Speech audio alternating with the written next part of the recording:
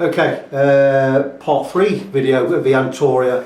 Now I'm still doing the refret, but with it a little snag. I've got 21 of the frets in, but I've got one and it won't stay in, it keeps popping out. So you'll immediately suspect that the slot is probably a bit too wide for the tank for the new fret, and that exactly is the case. So I'm going to show you how I fix that. To do that I'm going to have to point the camera at the guitar again. And the fret in question is this one. Now, the fret, I keep putting the fret in and it keeps popping out again. And it's lifting up here. So I suspected that the fret slot was too wide, and it is too wide. So what would do if it's too wide? How do we fix it? Well, quite easy really. What we do is we take some rosewood dust. Now I happen to have some rosewood dust. Got a big bag of it from when I did the let's bang it there. Red rosewood dust, look, that's from a Rickenbacker I did the refret on last year, complete rebuild in 1964 Rickenbacker, and I had to sand down a lot off the fretboard. That was all the dust I got off it, so I've got some of that left. So what I've done is I've gone across and I've filled the slot with this dust. I'll show you. There's a rosewood dust, and what I'm going to do is I'm just going to pack it in there, get it packed in. And you see, there you go. And now what I'm going to do is, that's not going to hold on its own. What we need to do is super glue, our old friend super glue. There you go. I've got a nice little, you get these, you buy these in bags of 20, these extenders here, and you get a really thin line of super glue. So what I'm going to do is, now I've got it packed in, I don't care if it's proud of the surface, I can sand it all down. I'm going to bang some super glue along the whole lot. The super glue will soak in.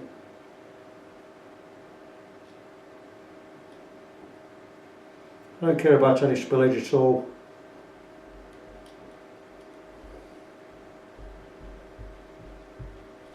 That's going to set rock hard. Now what I can do is I can spray some accelerator on there, which I'm going to do because I've got some, this Gubbins super glue accelerator. So I'm going to remove the dust before I do that. I don't need any more dust.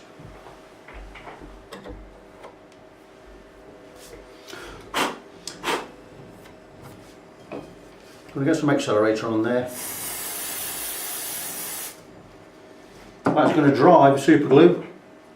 I hope. That should have been done with that. And as you can see,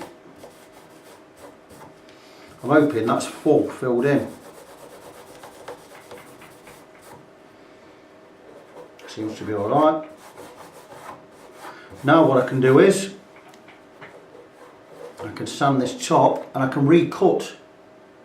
Now we've still got a bit of a groove in there, so what I'm going to do is take a file to it. I'm going to put a tiny bit, just put a little V in that groove, like so. We've filled that enough there, that's plenty full enough. Now what I can do is I can recut that groove. I've got a what we call a razor saw.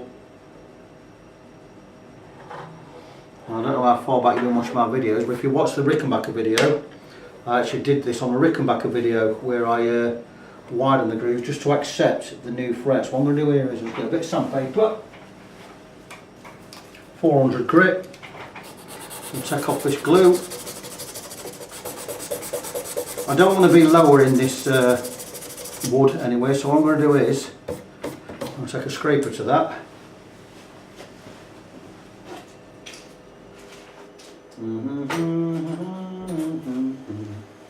By scraper, I mean Stanley blade with a bit of tape each side, and we're just going to scrape into the fret. It's going to go slightly proud of the height of the fret itself, but that's removed all the glue. You can see there. That's all the glue removed.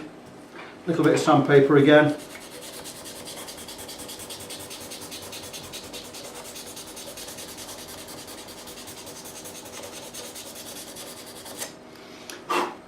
Get a bit of naphtha on there. Naphtha to us Brits is, I've never seen naphtha for sale over here. But the closest thing we have to naphtha is zipper light fuel. So squeeze a bit on. Just give a sponge on there, anything we've got to hand, just get it clean. It'll dry because it's naphtha. It's going to, there you go, it's going to evaporate. There you go. All clean, all filled. All I'm going to do now is I'm going to go over to my neck tools. Got a couple of razor saws here, or even better. This is not a fret saw in the sense of it being a fret saw as in carpentry. This is a Japanese made fret slotting saw which I bought again at great expense a few years back. There you go. I'm just going to cut a new slot in there now. Take it nice and steady.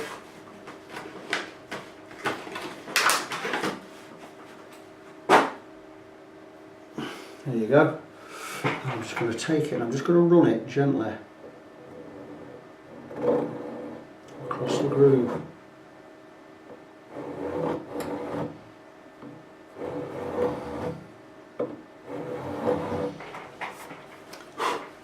I mean, I'm just going to check because that might actually be too wide. I'm going to check this with the fret.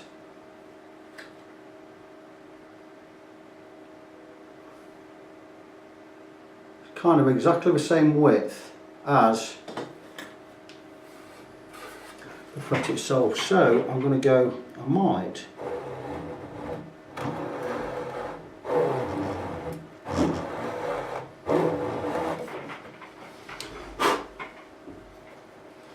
I'm going to take a regular razor saw to that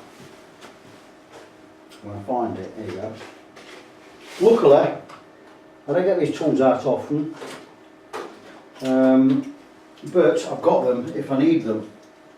Now again, I've got an even thinner razor saw here. Got a small razor saw. So what I'm going to do is I'm just going to, this is slightly narrower.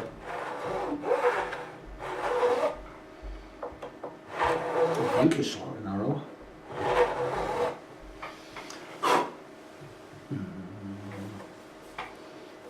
How deep are we going there? Right, that's deep enough.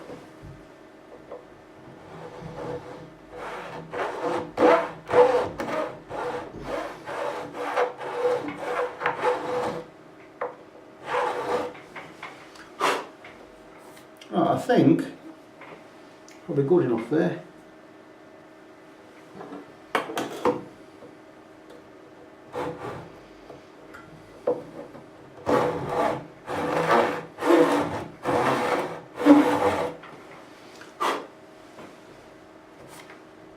There you go, brand new fret slot. I'm just going to whiz in. We've cut a new slot there. That should accept the fret. I'm going to bang it in anyway, regardless. So while you're here, I think that's the right fret, definitely.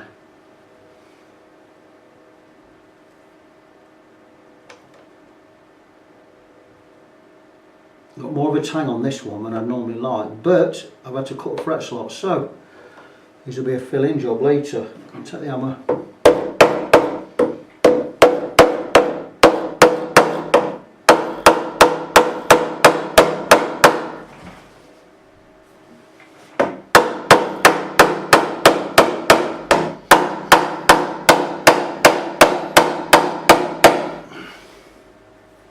Now that has gone in super tight. Right, she's in. So let's have a look at it.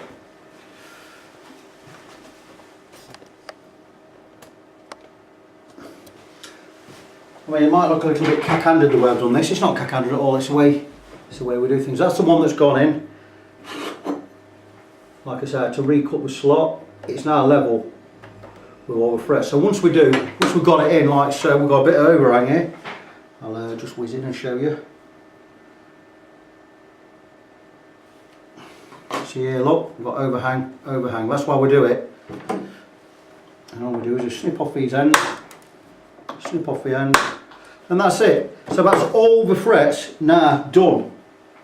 Got all the frets in. All I've got to do now is got to take all these edges off, then get the 30 degrees coming into the guitar angles done. I'll get that all done in a minute. I'll come back and I'll show you how we do that. Right, good morning. Back again with this Antoria. Got the frets in. I'm going to show you the frets in a minute. Frets went in really well. They look brilliant. What I've done is I've done all the edges on them and everything. I've just got to roll around the, I'll show you in a minute what I've got to do. Saturday. What's Saturday mean? It means I've got coffee. Not a regular coffee, we have a fresh ground stuff we make on a stove pot. Really good strong gubbins. Oh, delicious. I don't like a lot of coffee because, well, I limit myself to 1 or 2 a week. So my missus loves it, she drinks it all the time. Anyway, back on to the guitar. I'm going to show you where I am with the frets and what I'm going to do next. Frets are all on, we're all beveled. What I'm going to do is, I'm going to get in there like that. There you go. So as you can see, frets are all on. The edges, what I do is I've got a tool here. It's made out of some shiny kind of plasticky affair, and you've got a 90-degree file and you've got a 30-degree file. And what we do is we'll go down and file the edges off with a 90-degree one, take it all off, get it right up to the edge of the wood. And when we've done that, we go with this one, which is 30 odd degrees. It looks nearer, to me it looks nearer 35, but anyway, and that, what that does is puts the bevel on the edges. Now what I've got to do is, I'm not going to do it just yet because I'm going to get the frets leveled first. What I normally do is I take a smaller file, preferably one with ground edge. This doesn't have a ground edge, and what I'm going to do is I'm just going to take these burrs off the top of the frets. Show you one in the middle here. I'm not going to do one because I ain't got me, let's zoom in. Where are we? Right, that's a fine one to use. And what we do is, now we've got these edges beveled, what we do is we take the round, we just roll in and over with a file, just take any burrs off here, and then we'll polish the frets. Well, I'm going to do that in a bit because I don't want it to go marking the fretboard. So I'll whiz back out. So what I'm going to do now is I'm going to go across with a fret level checker. Now I already know, I've been across, I already know I've got 2 frets which aren't level. I know I've got the 21st is not level, and I know the 18th is not level. What I'm going to do is, I've still got the neck straight, so what I'm going to do is I'm going to go across with a straight edge, and we're going to check frets for level. And we're not going to just check down the middle, we're going to check the edges as well. Fine. We're fine all the way up here. What it means is, when you put frets in, they don't always sit level, and normally you have to dress a few, but if you've got a lot level like I have here, you've done a really good job. Because even from a factory, a lot of guitars, the frets aren't perfectly level. I've had them from Kalamazoo, from Heritage, and that one's a little bit high there, look. Only a tiny bit. I've had them direct from Kalamazoo, from Heritage, when I used to work for Heritage Guitar Blokes here. And straight from a factory, I used to have to level some frets before they went out for sale, and that's from a factory. Now if you look here, we're up to the 11th fret now. There's 11, no there's 11, sorry, that's 10th, 11th. We're up to a 12th fret and we're all level. We've got a tiny bit of rock there, tiny bit of rock on one down here. Absolutely no to worry about, so we're level all the way up here, look. A bit of rock there, and there. I've already re-hammered these frets in, a bit of rock there and there, so what I'm going to do is I'm going to do a fret level at this end.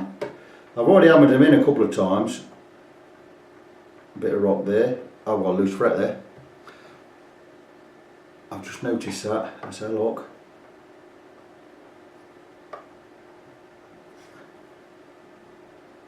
A loose fret there. I'm going to have that one out and I'm going to reseat it. That is 22, 21, 20, 19, 18, 17 fret is a bit loose. So I'm going to take that out and I'm going to put that back in. But then what I'm going to do is, I know 18's not level. There you go. 19's fine. 20's fine. 21's rocking. So I've got 21 and 18 to do. I've got one down here to do and one down here to do. So that's 4 frets out of the whole lot. That really is not bad.